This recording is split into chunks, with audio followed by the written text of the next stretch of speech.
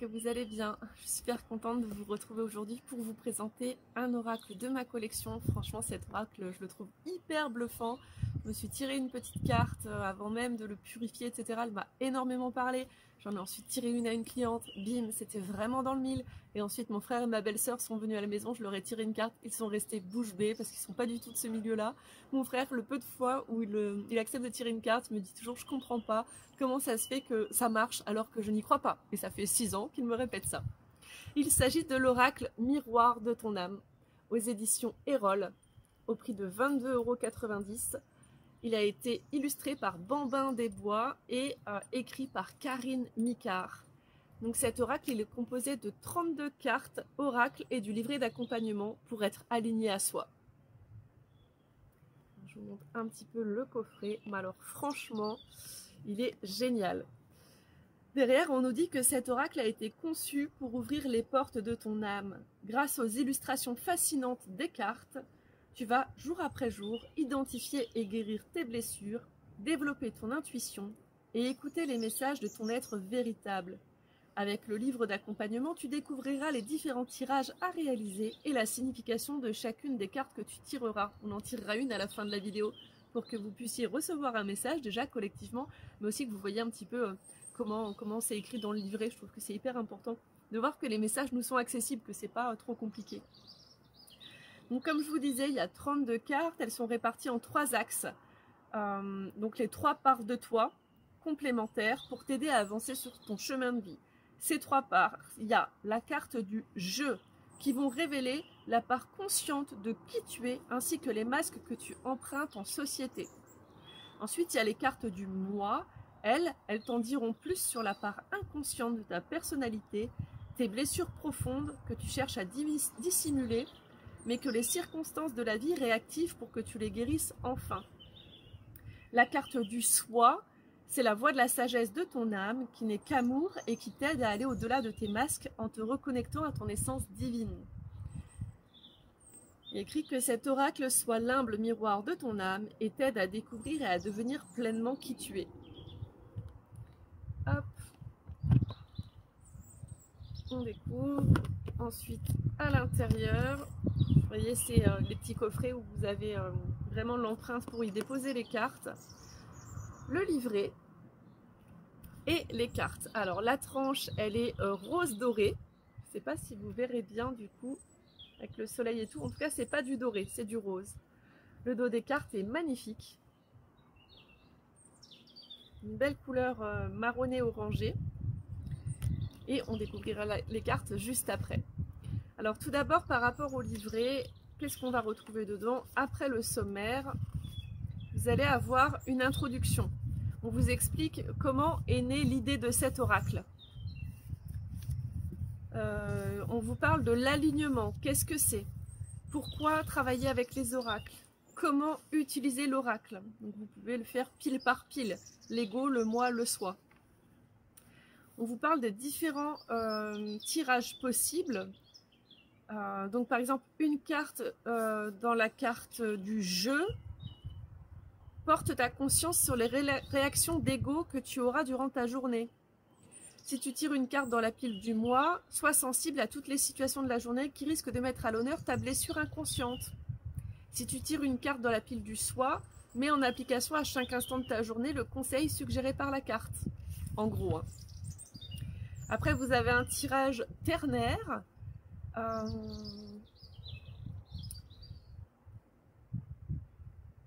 Ternaire, donc c'est qu'il y a 3 cartes, une du soi, une du moi, une du jeu. Donc il y a une carte, ça va être pour parler de ta blessure qui se loge dans ton inconscient, une qui va être la voix de ton âme, le message qui va t'éclairer pour te permettre de déplacer ta blessure. Et la 3e carte pour le jeu, c'est le mal-être que tu ressens en ce moment. Donc il est très intéressant ce tirage. Je vais le faire juste après cette vidéo. Et enfin, la signification des cartes. Donc par exemple, pour la première carte, vous voyez, vous avez son chiffre, son titre, une représentation de la carte, une petite phrase un peu mantra, et ensuite la description, qui est quand même assez détaillée. Je vais essayer de vous en trouver une qui sera sur la même page. Je crois qu'il n'y en a pas. Après, hop, les différentes parties sont scindées comme ça. Alors ouais, il n'y a pas, je trouve pas une carte qui soit en double page. Donc voilà, c'est toujours une première page comme ça, puis vous avez l'équivalent derrière comme ceci. À la fin, on vous parle de l'auteur et de l'illustratrice. Je vais juste boire un petit coup.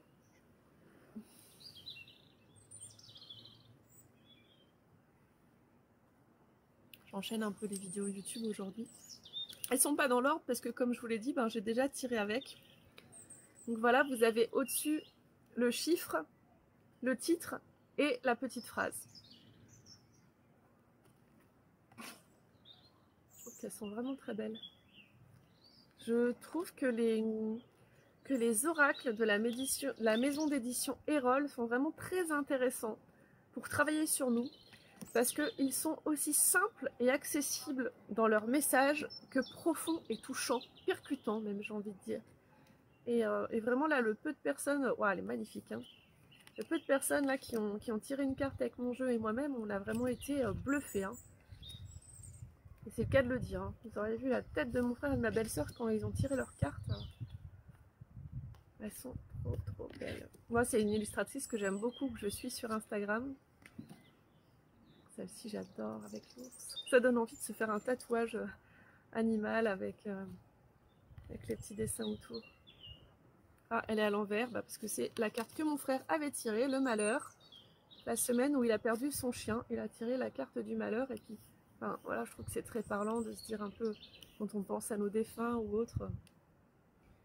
Et puis ça lui disait d'élever ses fréquences vibratoires, voilà, pour faire son deuil, mais aussi ne pas se laisser tomber trop bas. Elle est belle aussi celle-ci, hein.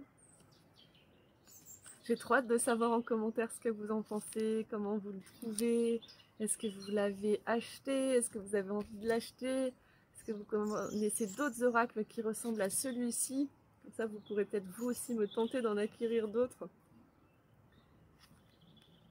En tout cas, ouais, c'était vraiment une fabuleuse surprise et c'est pareil, je l'ai dit déjà en présentant le tarot des runes, j'avais trop hâte de vous le présenter, mais alors celui-là aussi, hein.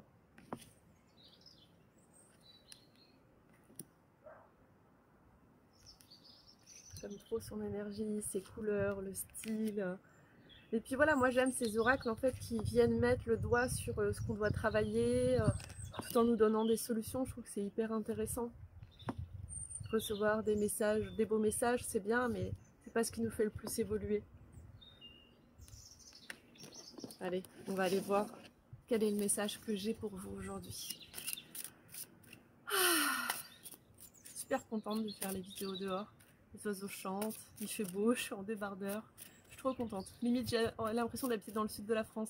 La différence de climat entre l'Ain et la Haute-Savoie, c'est assez ouf. Pourtant, il n'y a que 2 heures de route. Mais ouais, c'est trop bien. Je commence déjà à bronzer. Alors, quel est le message que j'ai à partager à ma communauté aujourd'hui?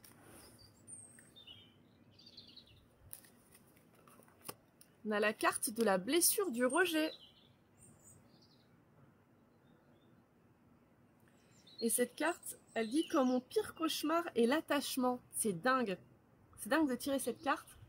Parce que dans la vidéo que je viens de tourner avant, j'ai eu droit à la carte de la mort dans le tirage. Donc notre mort, notre renaissance. Mais aussi, je trouve qu'en ce moment, il y a beaucoup de gens qui meurent.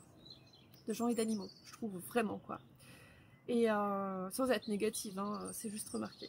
Et en fait, je discutais avec une amie qui disait que finalement, ce qui nous fait souffrir, c'est l'attachement. Parce que si on n'était pas autant attaché, enfin, on pourrait aimer sans être attaché nos animaux, nos proches, nos biens, etc. On souffrirait beaucoup moins le jour où ils seraient plus là. Alors c'est beaucoup plus facile à dire qu'à faire, hein. Et là, je trouve que ça, ouais, c'est marrant que je tire cette carte-là du coup. Et bon, la blessure du rejet. Vous savez, ça fait partie des 5 blessures de l'âme. Vous avez déjà parlé du livre Les 5 blessures de l'âme de Lise Bourbeau. Par un temps, je faisais les soins collectifs sur les blessures de l'âme. Donc là, on vous dit que tu t'es peut-être souvent senti rejeté quand tu étais petit. Il se peut même que tu aies grandi avec l'impression parfois de ne pas mériter d'exister, à tel point que tu t'es forgé des barrières durables jusqu'à ressentir un sentiment de non-appartenance au fil du temps. Il est très douloureux de grandir sans se sentir aimé ou soutenu, car tu développes la croyance de ne rien valoir, d'où la difficulté de t'estimer toi-même une fois adulte. Tu te sens constamment inférieur et inutile et il peut t'arriver de te sentir très vite rejeté, même si tu ne l'es pas vraiment finalement.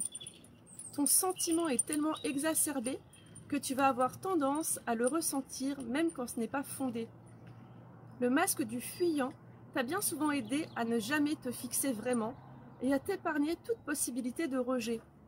Tu n'es pas matérialiste, tu ne t'attaches pas pour pouvoir fuir si besoin. Pas fou.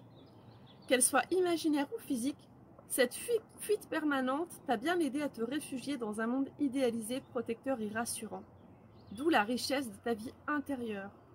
Hélas, il arrive aussi que tes stratégies d'évitement pour te protéger de l'autre se retournent contre toi. Tu vis avec le sentiment de ne pas avoir ta place ici-bas et pour cause. Tu sabordes inconsciemment tes relations. Ta trop grande discrétion et ta réserve légendaire te rendent parfois invisible, ce qui te fait angoisser et paniquer. Et l'amour porté à l'autre peut vite se transformer en haine si tu ne recueilles pas de témoignages d'amour en retour. Il est temps de faire un travail honnête sur toi-même. As-tu vraiment envie de te faire aussi petit qu'une souris? Ou as-tu parfois envie de davantage exister? Rejettes-tu l'autre par besoin et envie? Ou le fais-tu pour que ce ne soit pas lui au final qui te rejette? Jusque-là, fuir t'empêchait de te connecter à l'autre. Mais t'ouvrir à lui, c'est aussi t'ouvrir à toi-même. En traversant ta plus grande peur, t'ouvrir à l'autre, tu obtiendras l'affection et l'amour qui te font tant défaut depuis toujours. Il te faudra alors prendre de plus en plus ta place en t'affirmant, en te reconstruisant petit à petit, à partir de tes réels besoins affectifs, relationnels ou sociaux. Il ne sera plus nécessaire d'appréhender d'être rejeté si toi-même tu ne te rejettes plus. L'animal totem relatif à cette blessure, c'est le lion, qui est symbole de force intérieure et de courage. Il est une représentation positive de ton pouvoir personnel. Centre-toi et absorbe sa force sereine. Magnifique message. Je vous remonte la carte. Moi, ça me parle beaucoup. Ça m'intéresse beaucoup de savoir si ça vous a parlé. Vous pouvez me le dire en commentaire. En tout cas, je suis super contente de vous avoir présenté cet oracle qui vraiment, je suis sûre, pourrait beaucoup nous aider. En tout cas, moi, je vais m'en servir en consultation.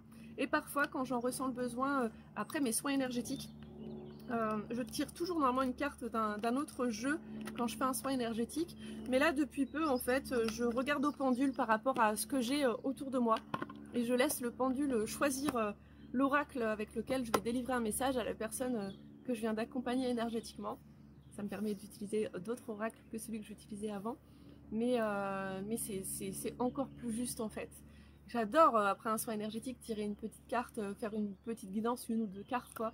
Je trouve que ça délivre des beaux messages et puis ça aide à voir aussi sur quoi le soin a le plus agi ou sur ce qu'il va encore y avoir faire ou ça envoie plein d'encouragement.